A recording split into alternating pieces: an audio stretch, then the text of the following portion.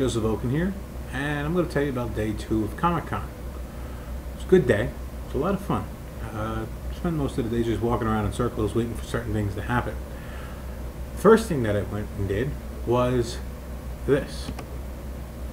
This was a panel by these two guys who were talking about the psychology of Batman.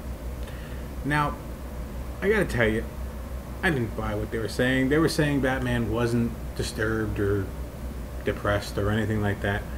I gotta tell you, Batman actually fits a lot of these personality traits. I'm not a psychiatrist, I'm not a therapist or anything like that, but to me, Batman fits a lot of these things. Maybe not post-traumatic stress, but I think he had a few issues that he was trying to work out, and that's why he was doing this whole vigilante thing. Now, next thing that I did when I was walking around was I got to see the original Batmobile, or at least a mock-up of it. It's a poor picture because I think they were charging for pictures, so I kind of sneaked a quick one in. After that, I got to meet Dean Stockwell. Again, he was charging for pictures, so I kind of stayed far away, and I got a crappy picture. He was nice, he was cool, not really. Kind of very distant and aloof. Didn't feel like talking to anybody, he wouldn't look you in the eye. Then comes the fun part. I got to meet Sean Patrick Flanery and Norman Reedus. Now, I've met them before, but I wanted to do it again because last time I met them, I got them both on Boondock Saints. Well, this time, I met Norman Reedus first, and I had him sign a picture of him on The Walking Dead. Now, the guy who was controlling the front of the line was nice enough to hold my camera for the picture that I was allowed to get with him, but he was also smart enough, and he was thinking about it, that he snapped this picture, this one, whoops, this one, and this one during his signing while he was physically signing it. And it was really cool because it's kind of proof that, you know, I got the signatures from him. It was very nice. Then he took a picture and it came out blurry and crappy, so he took another one. Much better. Norman Reedus is doing this weird fist pump there. It's actually quite cool. Then I was in line for Sean Patrick Flanery. There was a couple people back, so I took this picture while I was moving up. And then I took this one while he was signing for the people right in front of me. Then I gave it to the guy in front of his line who was controlling the line, and I asked him to take some pictures while he was signing.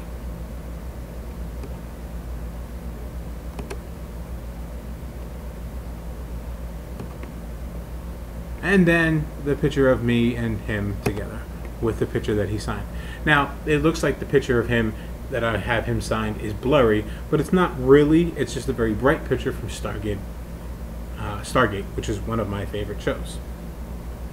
So, besides that, I met quite a few people in line, talking, having a good time. It was a good day. I walked around, didn't really spend money on anything. It was just good and nice to walk around.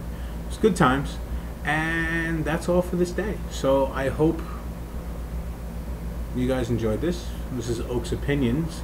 Really no opinions. I'm sorry. There is an opinion. They launched a business, or they're launching a business tomorrow called Geek Planet or Nerd Planet or something. And I take kind of umbrage to the idea that geeks and nerds are being lumped with comic books. I think it's a different genre. I think it's a different grouping. I don't think you can put a geek and a nerd into comics. Why? Well, geeks and nerds are always sci-fi people. People who look at science fiction as possibilities. People who look at science fiction as idealizations of the future.